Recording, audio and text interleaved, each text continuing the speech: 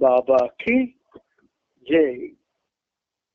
Beloved God, help us all to love you more and more and more and more and still yet more till we become worthy of union with you, and help us all to hold fast Baba's Daman till the very end. Avatar Meher Baba ki jai.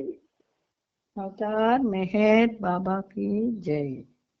Pritam Meher బాబా, నీవు ప్రసాదించిన ప్రవచన సారమును గ్రహించవలసిన తీరులో గ్రహించి సదవగాహన చేసుకుని వాటిని మా జీవనములలో ఆపాదించుకొని నిజాయితీ తోడను నిర్మల ప్రేమ తోడను వాటిని ఆచరించులాగున మా అందరినీ ఆశీర్వదించు. అట్టి ఆచరణత జీవన శైలిలో జీవించున్నట్ల మా అందరినీ అనుగ్రహించు. అవతార్ మెహర్ బాబాకి జై. అవతార్ మెహర్ బాబాకి జై. తండ్రి బాబా. ఈ రోజు కూడా ప్రీతముడు ఆ ప్రభుతో సహజీవనాన్ని కొనసాగించే మహద్భాగ్యాన్ని మనందరికీ కలుగజేశారు. ఆ ప్రేమమయునికి, ఆ పురుషోత్తమునికి, ఆ సర్వోన్నతునికి మన తరపున, ప్రపంచ భక్త కోటి తరపున శత సహస్ర కోటి పాదాభివందనాలు సమర్పించుకుంటూ, ఇందులో భాగంగా మనం ప్రభు చరిత్రం 12వ భాగంలో ఉన్నటువంటి అద్భుతమైనటువంటి ఆ సందేశాలన్నింటినీ కూడా వివరించుకుంటూ ఆ క్రమంలో 5364వ పేజీలో మనం లాస్ట్ పేరా, ముందు పేరా చదువుకుని ఆపాం. ఇప్పుడు ఆ లాస్ట్ పేరా నుంచి మనం చదువుకుంటూ మరి కొంచెం ముందుకు వెళ్ళడానికి బాబాని అనుమతి కోరుతున్నాను. పేరిచ్ చదవడం ముగించిన తరువాత బాబా హాస్య ధోరణిలో ఇలా అన్నారు. చుట్టూ రాలిపోతూ బట్టతలగా తయారవుతున్న శత్రుఘ్న కుమార్ తలను నిన్న సాయంత్రం నేను చూడడం ప్రదర్శించింది. అప్పుడే నాకు ఈ ఆలోచనలన్నీ వచ్చాయి. బ్రాకెట్లో ఈ సహవాస నెల మొత్తం మీద ముందుగా తయారు చేసి చదివించిన ప్రవచనం ఇదొక్కటే. బాబా ఇంకా ముందుకు ఎలా వెళ్తున్నారంటే, అందరూ భోజనాలకు వెళ్లే ముందు బాబా నా యథార్థ స్థితిని, అంటే నా నిజమైన ఆత్మస్వరూపాన్ని, ఇంగ్లీష్ లో రియల్ సెల్ఫ్ చూడాలని ఎవరైనా అనుకుంటే అది కేవలం ఒక్క ప్రేమ ద్వారా మాత్రమే సంభవం. నా నిజమైన ఆత్మస్వరూపాన్ని రావణాసురుడు తల్లి కోరిక మీద, కైకసి కోరిక మీద ఆత్మలింగం కోసమని శివుణ్ణి ప్రార్థిస్తాడు. ఆత్మలింగం ఎవరికైనా కానీ అది ఇవ్వబడితే కైలాసం చీకటైపోతుంది. అందుకని వినాయకుడు ఏం చేశాడు, ఒక గొల్లవాడి వేషం వేసుకొని సంధ్యావేళప్పుడు రావణాసుర తోవకు అడ్డొచ్చి అతడు సంధ్య వార్చవలసి ఉంది కనుక వాడిని చూసి, ఇది ఆత్మలింగం, జాగ్రత్తగా పట్టుకో, కిందకి దించకు సుమా అని పదే పదే చెప్పి సంధ్య వార్చడానికి రావణాసురుడు వెళ్తాడు. వెళ్తే అసలు వచ్చిందే వినాయకుడు వచ్చిందే ఆ ఆత్మలింగం వాడికి అందకుండా చేద్దామని. కాబట్టి ఏం చేశాడు, నేరుగో నీకు 3 సార్లు చూపిస్తాను రావణ రావణ రావణ అని. నువ్వు వచ్చావా సరే సరే లేకపోతే వస్తాను వద్దు వచ్చేస్తానని చెప్పి పాపం మీరు సంచవార్చడానికి వెళితే అక్కడికి సంచవార్చడానికి ఒక దూరం ఫర్లాంగ్ ఉంది. సరే గబగబా వెళ్ళాడు, సంచం ఆరుస్తున్నాడు. ఒకసారి కేక వినబడ్డది, రెండోసారి కేక వినబడ్డది, మూడోసారి కేక వినబడ్డది, దిచ్చేసి పారిపోయాడు. ఇక అది ఐరావతంగా పెరిగిపోయింది ఆత్మలింగం. సరే ఆ తర్వాత కదా మనకు అనవసరం. ఇక్కడ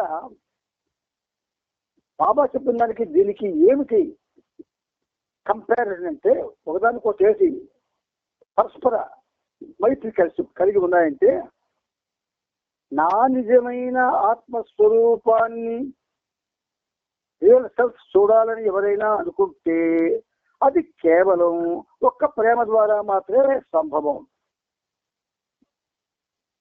ప్రేమ ద్వారా కాకుండా ఇంకెలాగైనా అది సంభవం కాదు. అందువల్ల ఆయన యథార్థ స్థితి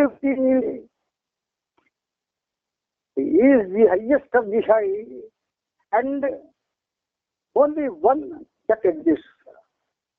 సర్వోన్నతునిగా తనొక్కడే ఉనికి కలిగి ఉన్నవాడు ఆ ప్రియతమ మెహర్ ప్రభు. అంటే దాని అర్థమేమిటి? ఆత్మస్వరూపుడు, సర్వాత్మ స్వరూపుడు, దివ్యాత్మ స్వరూపుడు, అనంతాత్మ స్వరూపుడు, సత్యాత్మ స్వరూపుడు, సనాతన స్వరూపుడు. అది చూడాలి అనుకుంటే ప్రేమ వల్లే సాక్ష్యం అవుతుంది. రావణాసురుడిలాగా తపస్సు చేసి సాధిస్తామంటే జరగదు. ఇక్కడ మనకి తపస్సులు చేయమని లేదు బాబా, యోగ యాగాలు చెయ్యమని చెప్పలేదు. తనను తాను ఎలా ప్రేమించబడాలో అలా ప్రేమించబడాలి కనుక నన్ను ప్రేమించవలసిన విధంగా ప్రేమించండి అని చెప్పాను. దురదృష్టవశాత్తు మనకు ఆ కొటేషన్ అయితే కట్టుతా ఉంది, కానీ దాని యాక్షన్ ఎలాగో మనకు తెలియదు. కనుక మనం ప్రేమ ద్వారా మనం అంటే ప్రపంచంలో ఎవరూ కూడా మెహర్ బాబా యొక్క ఆత్మస్వరూపాన్ని చూడలేకపోయాడు. అయితే అట్టి ప్రేమను నేను ప్రసాదించగలను బాబా అంటున్నారు. అట్టి ప్రేమ అంటే ఆత్మస్వరూపాన్ని దర్శించగలిగే ప్రేమ ఆయన మనకు ప్రసాదించగలరు. కానీ దానిని అందుకోవాలనుకునేవాడు తగిన యోగ్యత కలవాడై ఉండాలి. నా ప్రేమను స్వీకరించడానికి ధైర్యం ఉండాలి అని అన్నారు. చిన్న మాటలు, కానీ ఒక విధంగా చెప్పాలంటే జన్మలు సాధన చేసిన మనం సంపాదించలేనిది ప్రేమ ద్వారా దాన్ని మనం పొందే అవకాశం బాబా ఇస్తున్నారు. కానీ మన ప్రేమ కల్మషభూయిష్టం. మనం బాబాని మాత్రమే ప్రేమించడం లేదు, అన్నీ ప్రేమిస్తున్నాం. We are loving all. మనం ప్రతిదీ మనకు ప్రేమించదగ్గరే. అందువల్ల మనం ఆ ప్రయత్నం చేయలేదు, చెయ్యమని మనకెవరు కూడా ప్రోత్సాహం చేయలేదు. భోజనం తరువాత మధ్యాహ్నం 12:30 గంటలకు డాకేను పందిరిలోకి పంపి అక్కడ భోజనానంతరం కురుకు తీస్తున్న వారిని లేపమని బాబా చెప్పారు. వాళ్ళు నిద్ర లేచేదాకా తిరిగి మరో 5 నిమిషాలు పాటు నిద్రపోమని, ఆ తరువాత హాల్లోకి రమ్మని డాకే వాళ్ళకి చెప్పవలసిందిగా సూచించాడు. ఎంత ప్రాక్టికల్ గా ఆయన ఆలోచిస్తారు అంటే, సామాన్య మానవుడికి కూడా ప్రాక్టికల్ థింకింగ్ ఉండదు. సావాస్ బృందం వారు 1 గంటకు తిరిగి హాల్లోకి వచ్చారు. బాబా మధ్యన వాయిస్తుండగా భగవాన్ వాసి విష్ణు శర్మ భజన గీతాలు పాడాడు. శర్మ గానాన్ని బాబా మెచ్చుకొని మధ్యలను తిరిగి అతనికి అందజేస్తూ, నేను వాయించాను కనుక ఈ మధ్యలను జాగ్రత్తగా భద్రపరచు, అని చెప్పాడు. అలహాబాద్ నుండి వచ్చిన శ్రీవాత్సవ కోటు ఫిరించి ఉండడం చూసి, బాబా ఆ కోటు విప్పకుండా ఎందుకున్నావు, ఇలా వచ్చి అలా వెళ్ళిపోయే వాళ్ళ తవసలో ఎందుకు కూర్చున్నావు అని బాబా అడిగారు. చక్రవర్తులకే చక్రవర్తి అయిన మీ దర్బార్లో నేను ఇప్పుడు కూర్చున్నాను కనుక, చక్రవర్తులకే చక్రవర్తి అయిన మీ దర్బార్లో నేను ఇప్పుడు కూర్చున్నాను గనుక నా కోటును విప్పి మీ ఎదుట ఉండడం మిమ్మల్ని అగౌరవపరచడం అవుతుంది. అందుకే మీ పట్ల గౌరవ సూచకంగా నేను కోటు విప్పకుండా ఉన్నాను అంటూ శ్రీవాత్సవ ఎంతో మర్యాదగా బదులు చెప్పాడు. బాబా చిరునవ్వు నవ్వి ఇలా వ్యాఖ్యానించారు. అది నిజమే, కానీ చాలా కొద్ది మంది మాత్రమే దాని గురించి అలా ఆలోచిస్తారు. ఆధ్యాత్మికంగా ఎంతో ఉన్నత స్థితికి చేరుకున్న వారిలో కొంతమందికి కూడా నన్ను దర్శించుకునే భాగ్యం కలగలేదు. నేను ఎంతటి అనంతుణ్ణి అంటే నా స్వీయ అనంతత్వాన్ని తెలుసుకోవడం నాకే కష్టమనిపిస్తుంది. అయినప్పటికీ నేను సర్వత్రా ఉండి అందరిలోనూ అన్నింట నేను ఒక్కడనే ఉన్నట్టు అనుభూతి పొందుతున్నాను. ఆ ఏకైకుడనైన నేను నీలో కూడా ఉన్నాను. వాస్తవానికి మన ఇద్దరి మధ్య అంతరమేమీ లేదు. నీవు ఏదై ఉన్నావో అదే నేను, నేను ఏదై ఉన్నాను అదే నీవు. కానీ ఈ కుర్చీలో ఆసీనుడే ఉన్నప్పుడు నేను శాశ్వతంగా స్వేచ్ఛను కలిగి ఉన్నాను. అదే సమయంలో నేను మీ అందరిలో బద్ధునిగా కూడా ఉన్నాను. కాబట్టి నేను శాశ్వతంగా స్వతంత్రుణ్ణి, అలాగే శాశ్వతంగా బద్ధుణ్ణి. శాశ్వతంగా బ్రహ్మానందంలో ఉన్నాను, అలాగే శాశ్వతంగా వేదనలోనూ ఉన్నాను. మానవుడి భగవంతుడు భూమి మీదకి అవతారునిగా వస్తే అతను దైవీ మానవునిగా అందరి చేత గుర్తింపబడతాడు.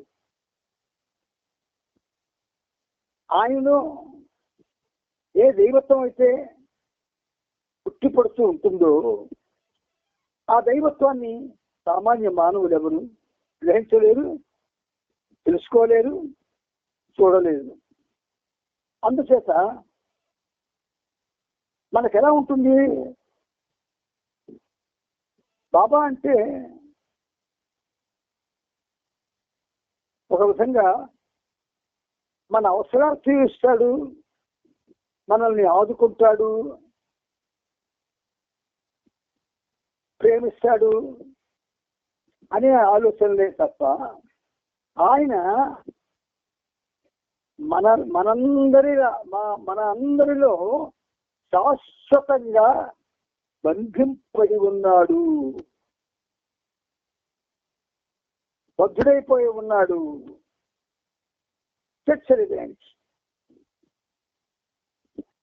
అప్పుడు ఒక గంభీరమైన విషయం గురించి మనం చాలా తేలిగ్గా మాట్లాడుతున్నాం. కపటం గురించి ప్రస్తావిస్తూ బాబా ఇలా చెప్పారు. కపటం, హిపోక్రసీ అన్నారు బాబా. కపటం లేశ మాత్రం కూడా ఉండకూడదు. కానీ దురదృష్టవశాత్తు బాబా పరివారంలో కపటం 80% పనిచేస్తుంది. 80% లేనిది ఉన్నట్టుగా నటించడాన్ని భగవంతుడు ఎన్నటికీ క్షమించని పాపం. లేనిది ఉన్నట్టుగా నటించడం. నేను బాబా ప్రేమికుడుగా ఉండాలి అనుకుంటూ ఉన్నాను, కానీ అలా ఉండడం లేదు.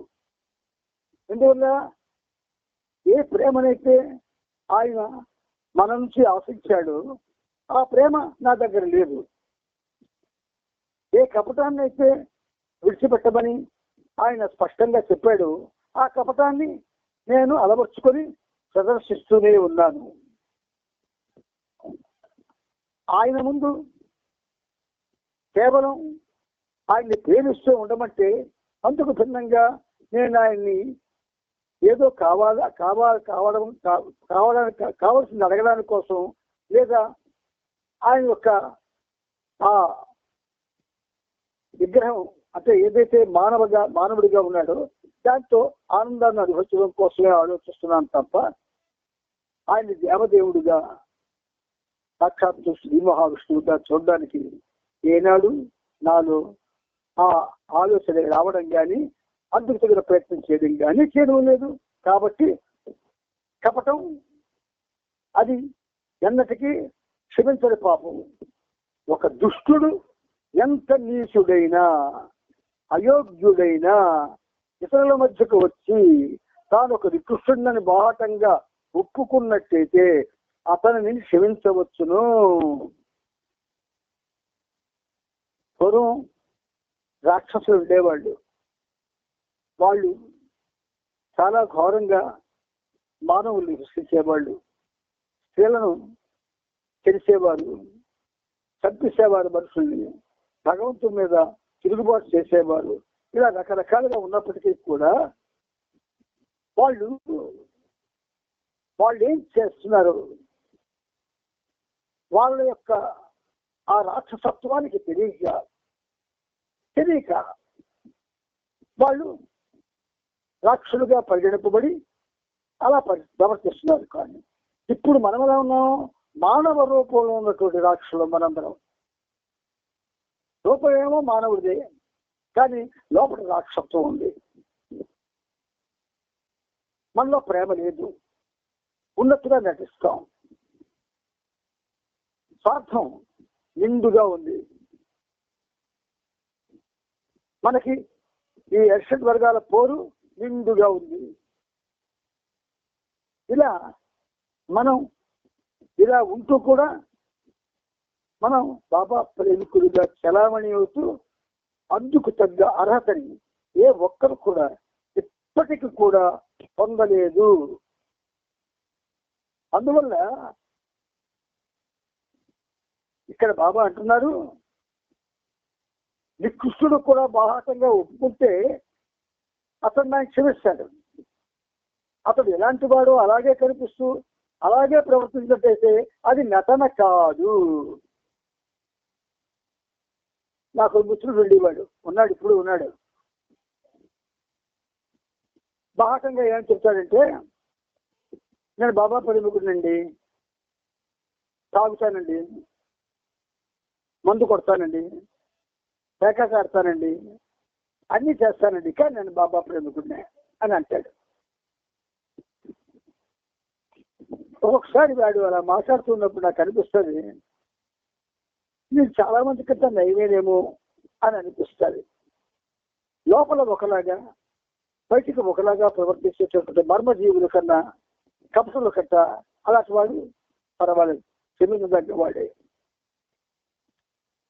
కపట వేషధారులు ప్రపంచంలో 7 ఉన్నారు. 7 కపట వేషధారులు ఉన్నారట. వారిలో 3-4 మండలి వారికి తెలుసు. అందులో 3-4 మండలికి తెలుసట. బాబా తమను దీవించారని, నా తరువాత వాళ్ళు బాబాకు వారసులమని ప్రజలతో చెప్పుకున్నారు. వారిలో ప్రతి ఒక్కరికి చాలా పెద్ద అనుసరగణం ఉండేది. అయితే ప్రస్తుతం వారిప్పుడు కపట వేషాలు వేయడం పూర్తిగా మానేశారు. బాగా సంపన్నులు, పలుకుబడి గలవాళ్ళు తమ గౌరవ ప్రపత్తులు చాటుకునేందుకు వాళ్ళ వద్దకు వెళ్ళేవారు. పూలమాలలు వేసి వాళ్ళను కార్లలో తిప్పేవారు. వారిని భక్తితో పూజించేవారు. వాళ్ళు నడిపే ఈ వ్యవహారాన్ని పూర్తిగా నిలుపు చేయించి వాళ్ళను క్షమించి వదిలిపెట్టాను. ఇప్పుడు వాళ్ళు పూర్తిగా ఆ నటనను మానుకున్నారు. బాబా నటిస్తే మాత్రం ప్రమాదం అండి. ప్రేమతో చెప్తున్నాను మీకు ఈ విషయాన్ని. మనం నటించకూడదు. బాబా ప్రేమికులుగా నటిస్తే చాలా ప్రమాదం. దానివల్ల ఒక విధంగా చెప్పాలంటే కేవలం అతలా కుతలం అయిపోతుంది. నిష్కల్మషంగా ఉందాం. బాబా నాకు దేవుడు అని అనిపిస్తే దేవుడు అని ఉంటాను, కాదనిపిస్తే కాదని అనేస్తాను. అంతేగాని కపటంగా ఉండకూడదు. నన్ను మీరు ప్రేమిస్తున్నట్లయితే ఇతరుల ముందు ఆ ప్రేమను దాచుకోవడంలో అర్థం లేదని చెప్పడానికే నేను మీకు ఇదంతా చెబుతున్నాను. కాబట్టి నన్ను మీరు ప్రేమించలేనప్పుడు ప్రేమిస్తున్నట్లు నటించవద్దు. ఇక్కడ నా సర్వస్వం, ఒక భార్య అంటుంది భర్తకి, నా సర్వస్వం మీరేనండి, నా దైవం మీరేనండి, మీ మాట నాకు వేదం అండి, మీరు లేకుండా బ్రతకలేనండి, ఇలా ఒక భార్య అంటుంది. అంటూ ఏం చేస్తుంది, అందరి మగవాళ్ళతో హాయిగా మాట్లాడుతుంది. ఎంత హాయిగా అంటే ఆవిడ యొక్క ఫ్రీడమ్ చూసి అవతల వాళ్ళు కూడా ఫ్రీ, ఆవిడిచ్చిన ఆ పరిస్థితిని ఆసరాగా తీసుకుని ఆవిడతో చాలా చనువుగా ఉంటారు. ఈ చనువు ఏం చేస్తుంది, ఇరుపక్కల కూడా చేటు చేస్తుంది. ఎప్పుడో ఒకసారి ఆవిడ భర్త అంత చనువుగా ఉండడం చూశాడు అనుకోండి, ఇప్పుడు ఏ భర్త కూడా మామూలు భర్తలు కాదు, ఎప్పుడు అనుమానిస్తున్నమే భార్య, అటువంటి భర్తలు ఉన్నారు. అంచేత కాపురం కొల్లేరైపోతుంది. ఇదే పరిస్థితి ఆధ్యాత్మిక మార్గంలో మనకి చేటు చేస్తుంది. అందువల్ల బాబా ఏమంటున్నారు, నన్ను మీరు ప్రేమించలేనప్పుడు ప్రేమిస్తున్నట్లు నటించవద్దు, నన్ను ప్రేమిస్తున్నట్లు చెప్పవద్దు. ఇప్పటికీ ఈ క్షణం వరకు 1968 నుంచి నేను బాబా ప్రేమికుణ్ణి అన్న మాట ఎవ్వరితో నేను బాబా నా చేత అనిపించలేదు. ఏమో నేను బాబా ప్రేమికున్నో కాదు ఎలా చెప్తాను బయటికి, నేను బాబా అంటే నాకు ఇష్టం అంతే. బాబా సందేశాలు మహా ఇష్టం అంతే. ఆ సందేశాలు జీవన గమనానికి చక్కటి ఆదర్శాలు అంతే, నాకు ఇష్టం. ఆయన కీర్తనలు రాయుడు, అందరికీ ఆ కీర్తనలతో అలరించడం నాకు ఇష్టం అంతే. ఇలా జీవనం నాకు ఏ రస్తాలో నడుపుకుంటే బాగుంటుందో ఆ రస్తాలో నడుపుకుంటున్నాను. ఆ నడుపుకోవడంలో మీ అందరికీ ఉపయోగపడుతున్నాను అనుకోండి, అది నా గొప్పతనం కాదు కదా, ఆయనది. ఆయన రాయిస్తుంటే రాస్తున్నాను, ఆయన పాడిస్తుంటే పాడుతున్నాను, ఆయన ఏదైనా చెప్పిస్తుంటే చెబుతున్నాను, నాకు సంబంధం లేదు. ఇవన్నీ ఆయన చేయిస్తున్నాడు. అంటే ఆయన చేతిలో ఒక పెన్నుగా, ఒక పనిముట్టుగా వాడుకోబడుతున్నాను. చాలు నాకు అది. నేను ప్రేమికున్నో కాదో నాకు తెలియదు. మరి తెలియనప్పుడు నేను ఎలా ప్రేమికుడిని చెప్తాను? నాకు ఎక్కడ అర్హత ఉంది? ప్రేమిస్తున్నట్లు నటించకూడదు, నన్ను ప్రేమిస్తున్నట్టు చెప్పనవద్దు. నేను అవతారుడను అని మీకు అనిపిస్తే ధైర్యంగా అదే చెప్పండి, ధైర్యంగా చెప్పండి. కానీ మీకు అలా అనిపించినప్పుడు ఇతరుల ముందు నటించకండి. అదే జరుగుతుందట. మంచి బట్టలు వేసుకోవడం, ఆవాసులకు వెళ్ళిపోవడం, మహాభక్తుల్లాగా బిహేవ్ చేస్తుంటాం. అక్కడే కోపం చెందేస్తే కసులుకోవడం, రకరకాలుగా దూషించుకోవడం. ఇలాంటిది ఎందుకు ఆ కపటం వద్దంటున్నా కదైనా స్వేచ్ఛించారు కదా. నేను సనాతనుడనని, పురాణ పురుషుడనని మీకు ఎలా తెలుసు? ప్రశ్నేశారు ఆయన. నేను సనాతనుడని, పురాణ పురుషుడని మీకు ఎలా తెలుసు? బాబా మీరు చెబుతున్నారు కాబట్టి మేము నమ్ముతున్నాం అని మీరు అంటారు. నా దివ్యాధికారంతో నేను అవతారుడని చెబుతాను, కానీ నేనే అవతారుడనని మీకెలా తెలుసు మంచి బాగా అడుగుతున్నారు బాబా. చూడండి, ఇది గొప్ప సమస్య. ఒక ఇల్లాలకి ఆమె భర్తను చూపించి, ఇతను ఎవరమ్మా అంటే, మా ఆయన. నీకెలా తెలుసమ్మా అని ప్రశ్నించాడు అనుకోండి. ఇదేంటి, మా ఇద్దరికి పెళ్ళయింది, సంసారం చేస్తున్నాం, కలిసి కాపురం చేస్తున్నాం, అది తెలియడం ఏంటి, అడగడం ఏం బాగోలేదండి అని అంటావు. కానీ ఆపుచ్చుకోకమ్మా, నువ్వు ఆయన్ని ప్రేమిస్తున్నట్టు నీకు ఎలా తెలుసు నాకు చెప్పంటాడు. చెప్పగలదు ఇళ్ళనైనా. మన పరిస్థితి అదే. ఎవరైనా నిలదీసి నువ్వు ఎలా బాబాను ప్రేమిస్తున్నావో నీకు ఎలా తెలుసో చెప్పు అంటే మన సమాధానం ఉండదు. అందువల్ల మీరు యాదాలాపంగా అవతార్ మెహర్ బాబాకి జై అని గట్టిగా అంటారు. అంటే ఆయనే అంటున్నాడు. చూడండి ఎంత గమ్మత్తుగా మాట్లాడుతున్నాడు. మీరు యాదాలాపంగా అంటే ఎప్పుడు అంటున్నట్టుగా అవతార్ మెహర్ బాబాకి జై అని గట్టిగా అంటారంటే, నేను అవతారుడను అని చెప్పడంలో నాకు ఎటువంటి సందేహం లేదు.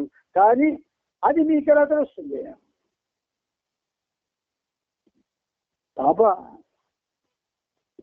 ఆయన ఎంతటి ప్రేమమయుడు, ఎంతటి కరుణామయుడు, ఎంతటి ఉన్నతుడు. అదే కాలంలో ప్రేమికుల విషయంలో ప్రేమను చూపిస్తాడు తప్ప ఉండకూడని గుణాలు ఉంటే మాత్రం ఆయన క్షమించడు. ఇది నిజం. మనం ఒక విధంగా ఆయన ఏం చూస్తాడా చేస్తాడా మనం ఏం చేస్తున్నాము అని అనుకుంటాం. కానీ నిరంతరం నీతోనే ఉంటాడు ఆయన, నిరంతరం మనతోనే ఉంటాడు ఆయన కనబడ్డంతే. అప్పుడు నాకు ఎటువంటి సందేహం లేదు, నేను అవుతాడనని. అది నీకు ఎలా తెలుస్తుందంటే సంతృప్తికరమైన సమాధానం ఎవరు చెప్పలేకపోయాడు.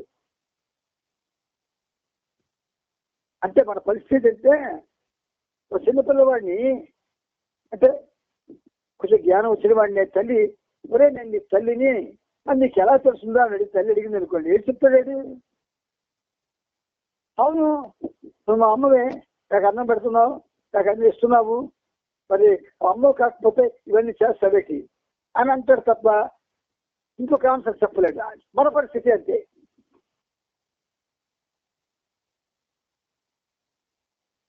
ఇక్కడ బాబా అంటున్నారు, బాబా పట్ల తమకు ఉన్న విశ్వాసమే బాబా అవతారుడు అనే విషయాన్ని విశదం చేస్తుందని చాలా మంది చెప్పారు. వారి జవాబుకు స్పందిస్తూ బాబా ఇలా చెప్పారు, మీ విశ్వాసం సరి అయినది కాకపోయినప్పటికీ నా గురించి మీరు ఏమని అనుకుంటున్నారో అదే చెప్పాలని నా కోరిక. నా గురించి మీరు ఏమని అనుకుంటున్నారో అది చెప్పాలా ఎవరైనా అడిగితే. అంతేగాని ఆయన అవతారుడు, ఆయన దేవదేవుడు ఇలా చెప్పుకోసం పాట పాడడం కాదు. ఏమనుకుంటున్నాం మనం బాబా గురించి? ఆ ప్రశ్న ఈ పనిముట్టుకు మీరు వేసానుకోండి, నేను అసలు ఆయన గురించి ఏమనుకోను.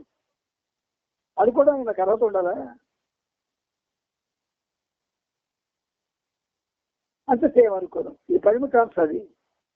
అంచేత బాబా పట్ల తమకున్న విశ్వాసమే బాబా అవతారుడు అనే విషయాన్ని విశదం చేస్తుందని చాలా మంది చెప్పారు. వారి జవాబుకు స్పందిస్తూ బాబా ఇలా చెప్పారు, మీ విశ్వాసం సరైనది కాకపోయినప్పటికీ నా గురించి మీరు ఏమని అనుకుంటున్నారో అదే చెప్పాలని నా కోరిక. ఎక్కడ మన అక్కడే మన ఊళ్ళోనే ధర్మవరంలో ఏదో కోవిడ్ 3 రోజులు కార్యక్రమం పెట్టారు. అక్కడ చాలా మంది వచ్చి చాలా ప్రశ్నలు వేశారు. ఆ ప్రశ్నలకి బాబా చక్కటి సమాధానాలు చెప్పారు. ఆ సమాధానాలకి వాళ్ళంతా కూడా సంతృప్తి చెందారు. ఆయన చెప్పాలా, మనం చెప్తే అది సంతృప్తి పరచదు. మీ విశ్వాసంతో నిలకడగా ఉండండి. నిష్కపటం నిజాయితీతో కూడిందైనా మీ దృఢ విశ్వాసం పట్ల స్థిరంగా ఉండండి.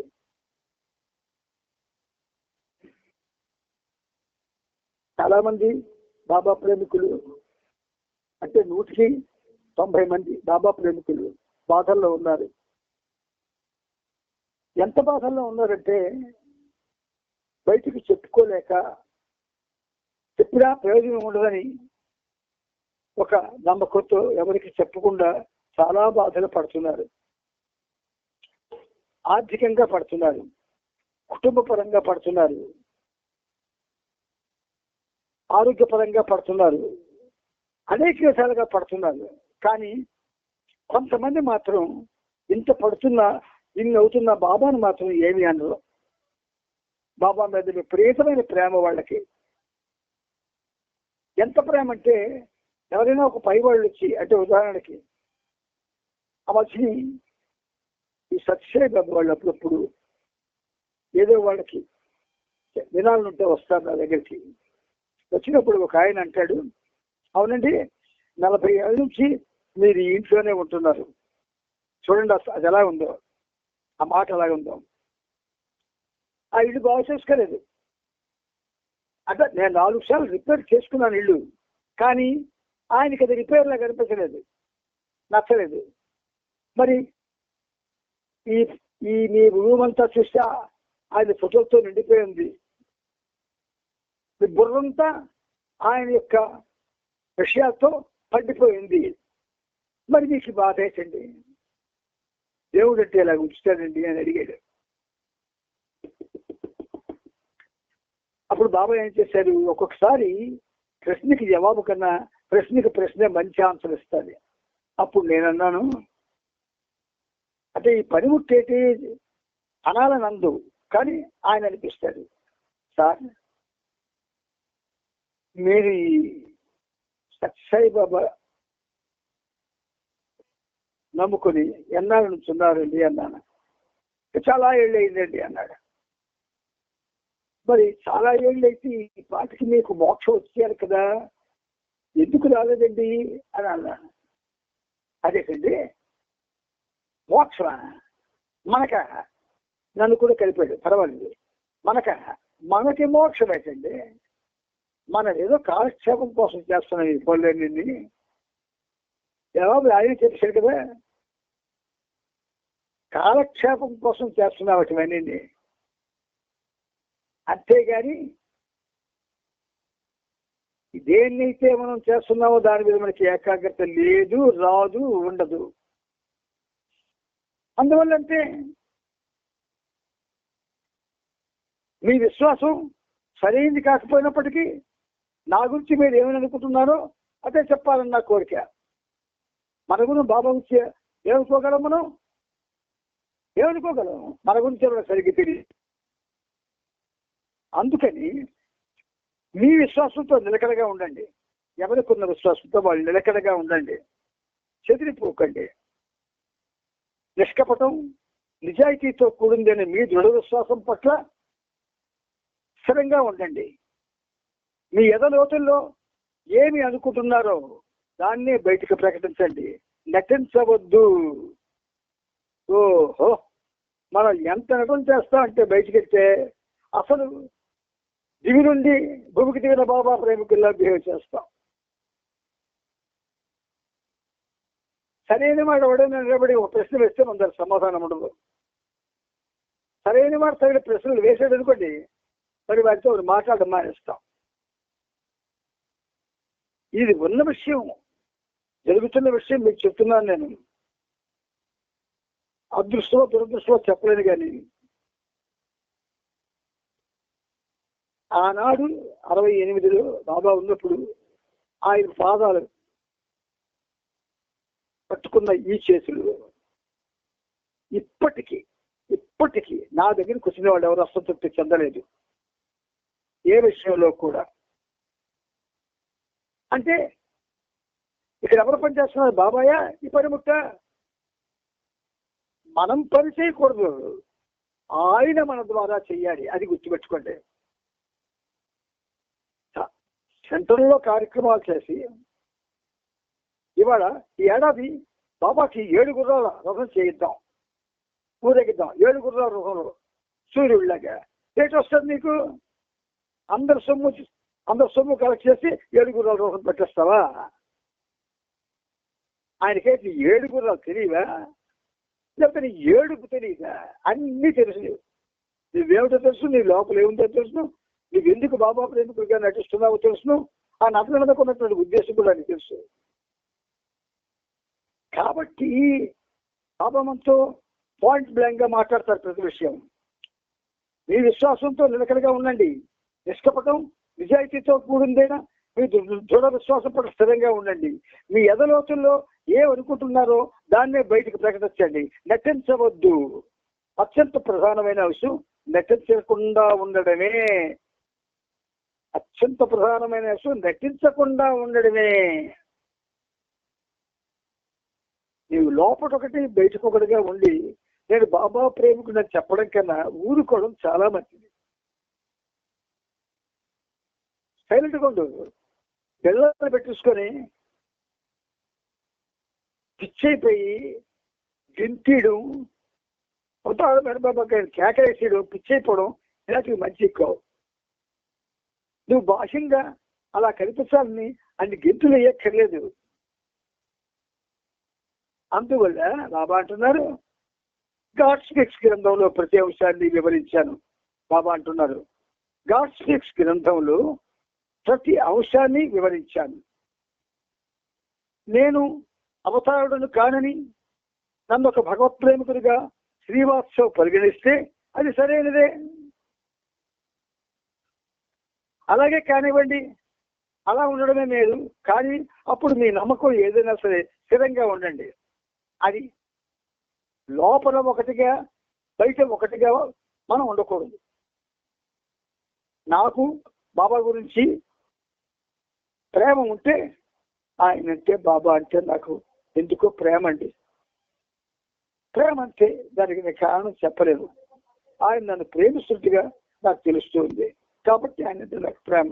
అంతకు మించి మిగతాదేవి నాకు తెలియదు అని స్వచ్ఛంగా చెప్పాలనుకుంటే అవసరం వారికి అర్థమవుతుంది. అది ఏవేవో చెప్పేసి ఆయన ఎలా చేశారు, ఆయన ఎలా చేశారు, ఆ లాడికి మోసం ఇచ్చాడు, వీళ్ళు వీడికి మోసం ఇచ్చాడు, ఆ లాడికి దెబ్బ చేశాడు, అలాడికి ప్రాణం పోగొచ్చాడు, ఇలాగ చెబితే ఇవన్నీ ఏంటంటారంటే ఒక విధంగా చెప్పాలంటే కపటభూయిష్టమైనటువంటి చర్యలు.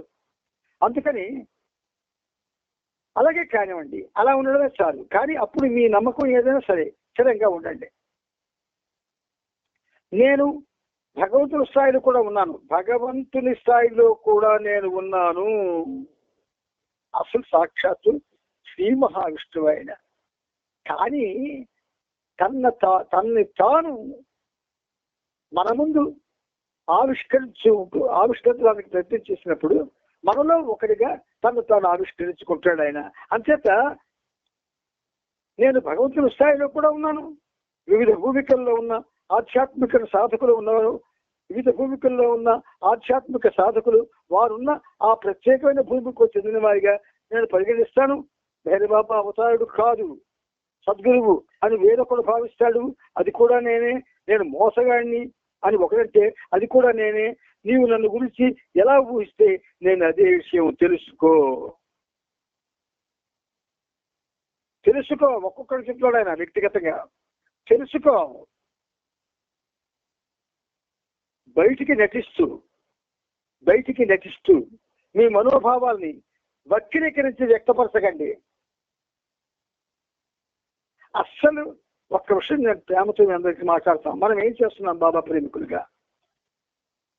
సెంట్రల్కి వెళ్తున్నాం, భజనలు చేస్తున్నాం, అందరూ ఇంకా సేదలుకునేది చేస్తున్నాం, హైదరాబాద్ వెళ్తున్నాం, అక్కడ కార్యక్రమాల్లో పాల్పంచుకుంటున్నాం, ఎవరైనా భజనలు పెడితే వెళ్ళి చేస్తున్నాం. అంతకన్నా మనం ఏమిటి ఓడపొడి చేస్తున్నాం చెప్పండి? ఏమీ లేదు.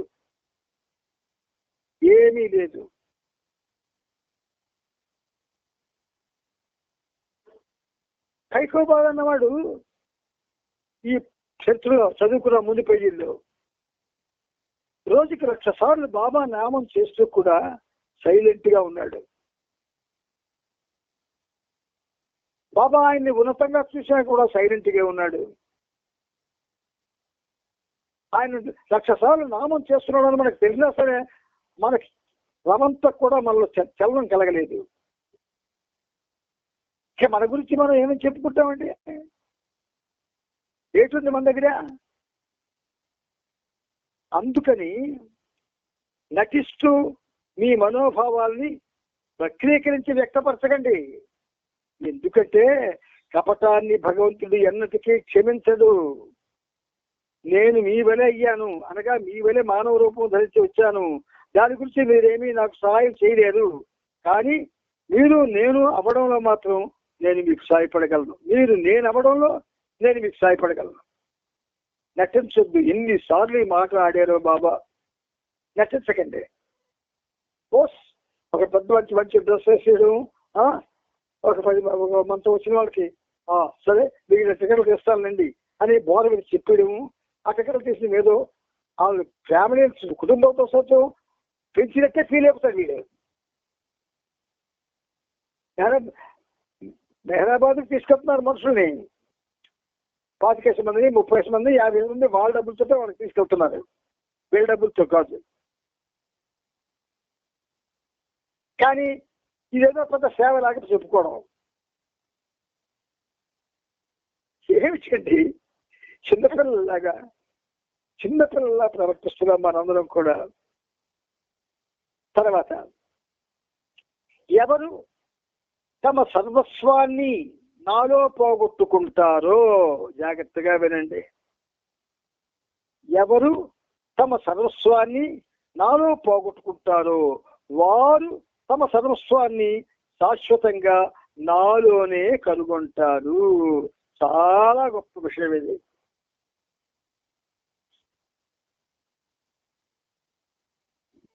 ప్రతి భక్తుడు కూడా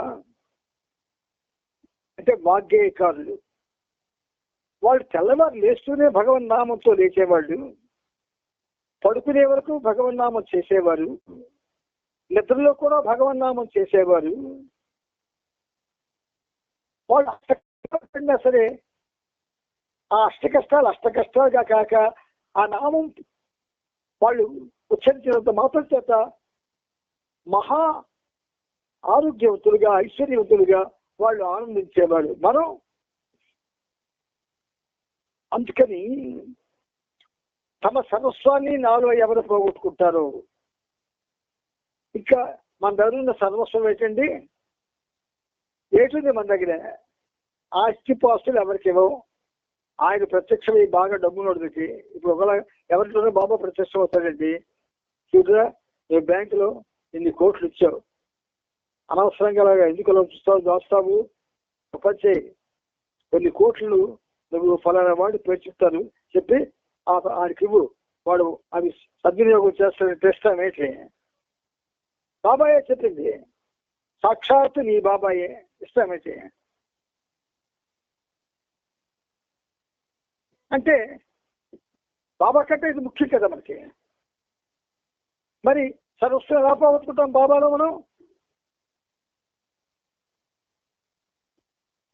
మాటలు తప్ప చేతల్లో ఏమీ చేయలేనటువంటి పరిస్థితిలో ఉన్న మనం ఎందుకలాగా ఏదో పెద్ద బాబా ప్రేమికుల్లా, బాబాకి మనమే ఉద్ధరించేస్తున్నట్టు, బాబాకి మన వల్లే పేరు వస్తున్నట్లు, మన వల్లే ఆయన ప్రపంచం అంతా తెలిసినట్టు ఎందుకలా ఫీల్ అయిపోతుంటారో నాకు అర్థం కాదు.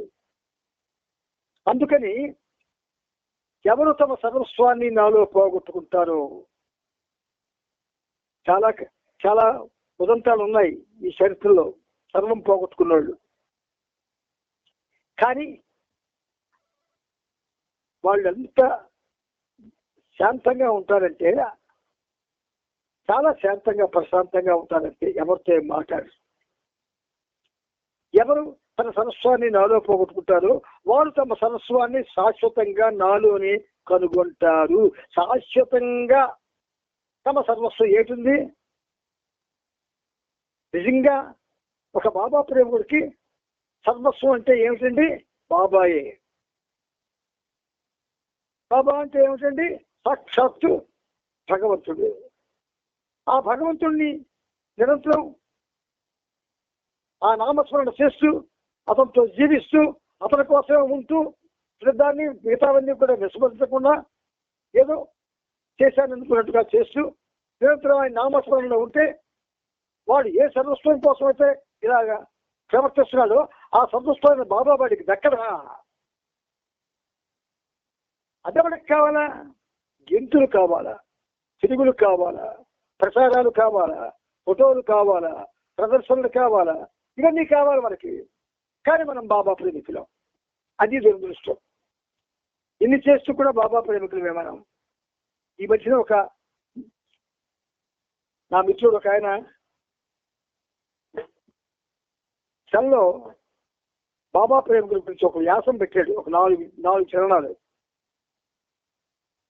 చదివాను నేను. అది అనుకోకుండా నాకు కంటపడ్డాను. అప్పుడు చెప్పాను, నాయన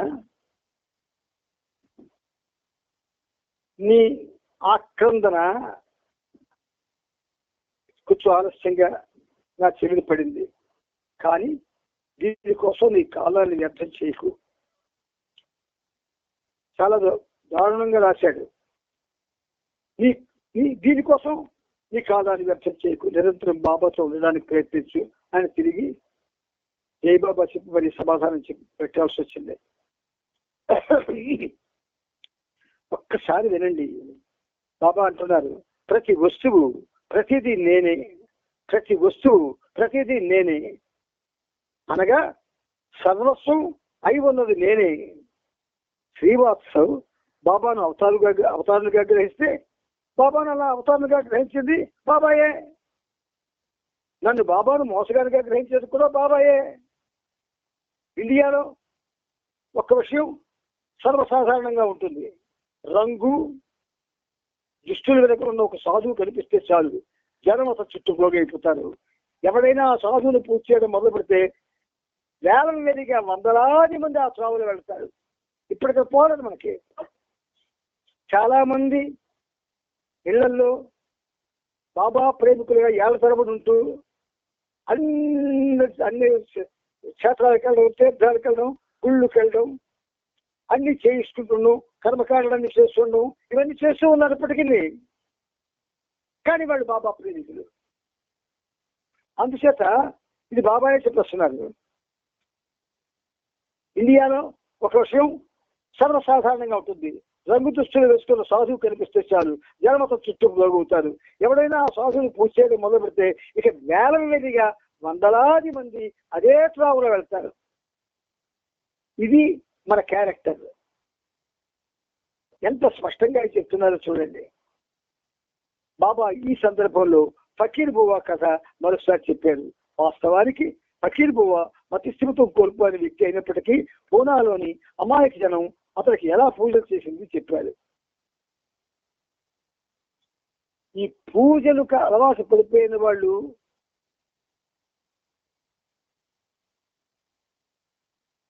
దర్శనానికి అలవాటు పడిపోయిన వాళ్ళు వీళ్ళు మారరు, కుటుంబం పెట్టినా మారరు.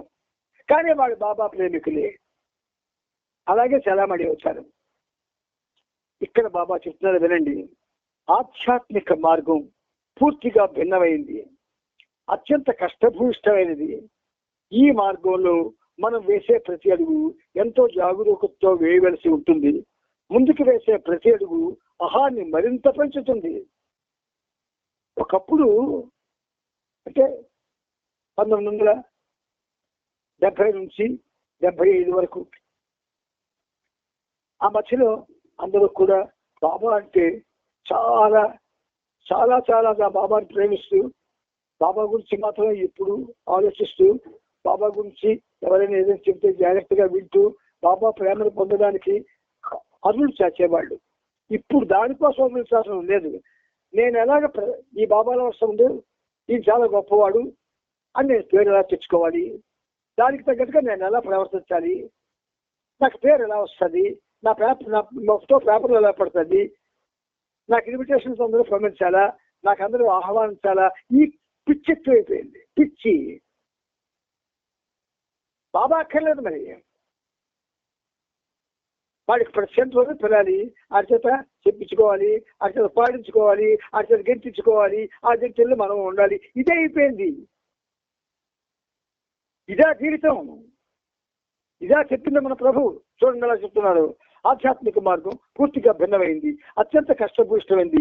ఈ మార్గంలో మనం వేసే ప్రతి అడుగు ఎంతో జాగరూకతతో వేయవలసి ఉంటుంది. ముందుకు వేసే ప్రతి అడుగు అహాన్ని మరింత పెంచేస్తుంది. నేను చాలా పురోగతి సాధించాను, జనం నా చుట్టూ చేరి నాకు కానుకలు సమర్పించుకుంటూ నాకు పూజలు చేస్తారు, అటువంటి అహంభరిత ఆలోచనలు తలెత్తుతాయి. ఒక్క మాట చెప్తాను, తప్పుగా అనుకోకండి నన్ను. ఇప్పుడు బాబా ప్రేమికులు ఎవరికైతే జేజేలు చెప్తున్నారు, వాళ్ళు ఏం చేస్తున్నారు, వాళ్ళ పరిస్థితి ఏమిటి పక్కన పెడితే, వాళ్ళని కానీ ఇంతవరకు పిలిచారు కదా, ఆహ్వానిస్తున్నారు కదా, ఆహ్వానించడం మారి అంటే ఏమవుతుందో.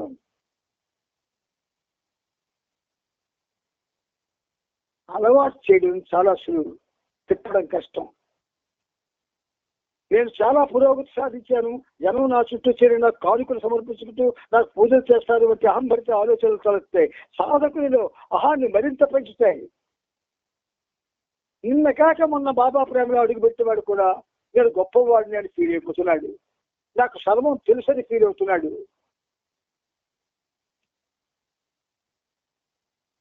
ఇది దురదృష్టం కాదా? బాబా చూడండి ఎట్లంటున్నారు. అహంభరిత ఆలోచనలు తలెత్తాయి, సాధకులలో అహాన్ని మరింత పెంచుతాయి. అహం సంతృష్టి చెందుతుంది, జరగడానికి జరిగిపోతాయి. అదే అధోగతికి దారితీస్తుంది. అస్సలు సెంటర్లు దేనికి కట్టుకున్నామండి చెప్పండి నాకు? దేనికి కట్టుకున్నాము? ఆ సెంటర్లో మనకి బాబా మీద ఉన్న ప్రేమని ప్రతిరోజు కూడా అక్కడ నామస్మరణ ద్వారా, ఆయన చదువుకోవడం ద్వారా మన యొక్క నాలెడ్జిని పెంచుకొని ఆ సెంటర్లో ఉన్న వాళ్ళు ఆ సెంటర్ను అభివృద్ధి చేయడానికి, ఇక్కడ ఉన్న వాళ్ళు అందరికీ ఉపయోగపడాలనే ఉద్దేశం చాలా తయారవడం కోసం చెయ్యాలి. కానీ ఎప్పుడు ఎవరినో పిలవడం, ఆడే చెప్తే వినడం. ఎవరిని పిలాలా? ఒక ఫంక్షన్ చేసి ఎవరిని పిలాలని ఆలోచిస్తున్నాం మనం. ఇంతకన్నా దురదృష్టం ఇంకోటి ఉందా? 30 ఏళ్ళు 40 ఏళ్ళు సెంటర్ పెట్టుకుని కూడా ఎవరిని పిలుస్తున్నావు? నెక్స్ట్ ఎవరు అనుకున్నావు? పూజారులాలు. నువ్వు చెప్పుకోలేవా? నీ సెంటర్లో నీ ప్రభు గురించి నువ్వు మాట్లాడలేవా? ఎందుకు ఇంకా ఒకరి మీద ఆధారపడాల్సి వస్తుంది అంటే, ఆడికి పిలిచి మనం వాడికి గొప్పవాడిని చాటుతాము, 10 మందిలో చెప్తాము, వాడికి ఫోకస్ పోతాము. అలాగే మనల్ని పిలిచి వాళ్ళు అదే పని చేస్తున్నారు. ఇదండి ప్రేమను పంచుకోవడం అంటే కాదు. అహం సంతృష్టి చెప్తుంది, జరగరానివి జరిగిపోతాయి. అదే అధోగతికి దారి తీస్తుంది. ఏం జరుగుతుందో సాధకుడికి తెలియదు. అప్పుడప్పుడు జనాన్ని సమీకరించే ప్రయత్నం చేసి వాళ్ళని దీవిస్తుంటాడు. తనకు భగవదనుభవం ప్రాప్తించలేదనే విషయం అతనికి బాగా తెలుసు. తాను ఆ ఆస్తిని అంటే బ్రహ్మత్వం పొందలేదని తెలిసి కూడా ఇలా జనాన్ని ప్రోగు చేయడంలో అతనికి ఏం ఆనందం కలుగుతుంది? ఇట్టి కార్యకలాపాల్లో పాల్గొంటున్న సమయంలో ప్రతి క్షణం తాను కేవలం ఆధ్యాత్మిక శక్తులు లేని ఒక సామాన్య మానవుడనే ఎరుకతో ఉన్నప్పుడు అతడు ఎటువంటి ఆనందాన్ని, సుఖాన్ని అనుభవించగలడు? మనం సామాన్యులం అండి, మనకేమి తెలియదు, నమ్మండి. ఎవడే చెప్తే నిజం అనుకుంటున్నాం మనం. సింపుల్ గా చెప్తాను మీకు ఒకటే విషయం. నువ్వు బాబా నిజంగా ప్రేమిస్తే నువ్వు చేయవలసిన పని ఒకటే ఉంది. ఏమిటి? నిరంతరమా నామస్మరణ చేసుకో. దాన్ని నీకెవ్వరూ ఆక్షేపించరు, ఎవరు కాదనరు. నిరంతరం ఆయన నామస్మరణలో ఉండు. నామస్మరణ ఎంత గొప్పదంటే, రామాయణం ప్రత్యేకంగా ఆ నామస్మరణలో ఉన్న ఔన్నత్యం తెలియజేయడం కోసమే పుట్టింది రామాయణం. సాక్షాత్తు రామ బాణాన్ని కూడా రామనామం ఆపేస్తుంది. అంత శక్తివంతమైన నామస్మరణ మానేసి ఏమిటి చేస్తున్నామండి మనం? ఆలోచించండి. చిన్నపిల్లలు కాదు కదా మీ అందరూ. అందుచేత ఇక్కడ బాబా అంటున్నారు, శాశ్వతమైన బ్రహ్మానంద స్థితిని పొందకుండా, శాశ్వతమైన బ్రహ్మానంద స్థితిని పొందకుండా తాను అదేనని ఒక సాధకుడు ఎలా నటిస్తాడు? ఇక్కడ కూర్చున్న ప్రతి ఒక్కడు నేను ఇక్కడ కూర్చున్నాను, నేను ధనవంతుడిని, నేను సంతోషంగా ఉన్నాను, నేను బాధపడుతున్నాను అంటూ చెబుతాడు. తాను ఏరుచునని నిరంజన్ సింగ్ తాను నిరంజన్ చెబుతాడు. తాను ఆరోగ్యవంతుడని ఏడు చెబుతాడు, నిరంజన్ కూడా అలాగే చెబుతాడు. దీనికి అంతటికి మూలం నేను అనే భావనే. అది పోవాలి. నేను పైగా మన వాళ్ళు పట్టాలు కట్టేస్తున్నారు, వాడిని పెంచేస్తున్నారు. వాళ్ళు ఏమీ లేకపోయినా వాడిని పెంచేస్తున్నారు. ఈ నేను అనేది అడుగడుగున మరింత పెద్దదిగా చూపబడుతుంది. ఇలా నేను యొక్క అతిశయం వ్యక్తమవుతున్న కొద్దీ మరింత ఎక్కువ అతిశయాన్ని కోరుకుంటారు. అంతే కదా.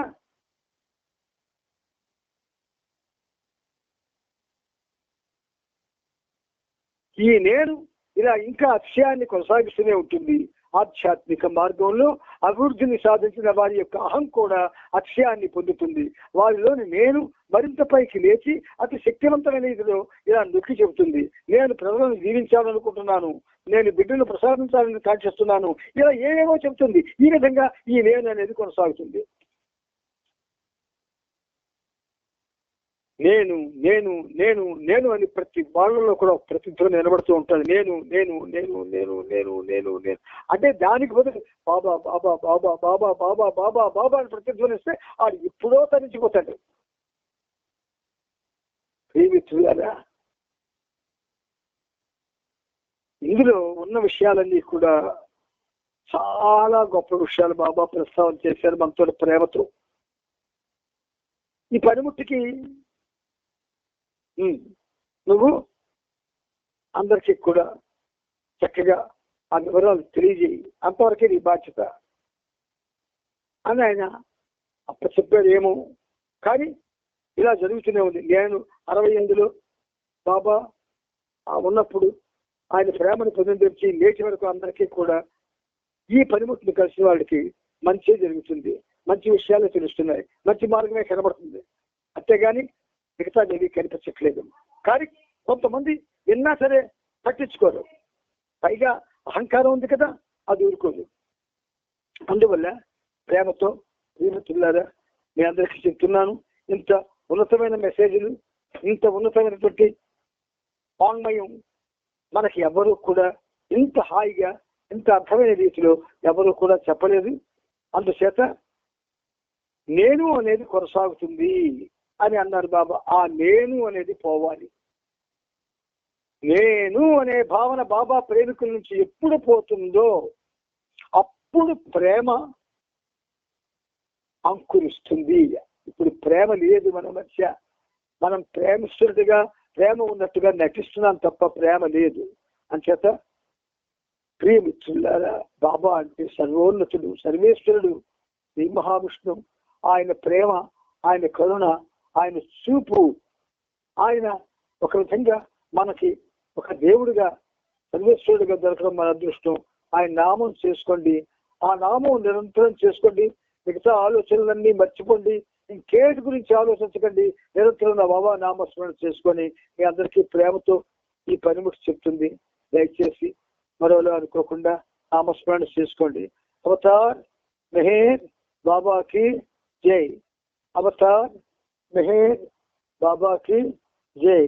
అవతార్ మెహర్ బాబాకి జై. అందరికీ జై బాబా.